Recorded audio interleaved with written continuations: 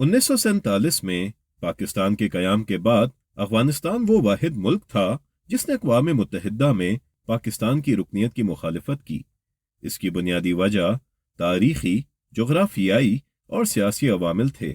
अफगानिस्तान ने हमेशा दुरुन लाइन को तस्लीम करने से इनकार किया, जो 1893 में बरतानवी हुकूमत और अफगानिस्तान के दरमियान एक मुआहदे के तहत तय पाई गई थी, और ये सरहद पाकिस्तान के कयाम के बाद भी एक मुतनाज़ा मसला बनी रही। काबुल की हुकूमत का दावा था कि खैबर पख्तूनख्वा और बलूचिस्तान के पश्तून इलाके तारीखी तौर पर अफगानिस्तान का हिस्सा हैं और इन्हें पाकिस्तान के साथ शामिल होने के बजाय खुद मुख्तार हैसियत दे देनी चाहिए।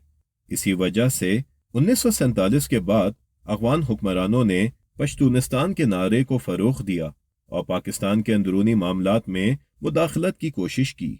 इसके अलावा पाकिस्तान के करीबी ताल्लुकात अमरीका और बाद में चीन के साथ इस्तवार होने पर भी अफगानिस्तान को तहफ़्फ़ुज़ात थे, क्योंकि वो रवायती तौर पर सोवियत यूनियन के करीब था।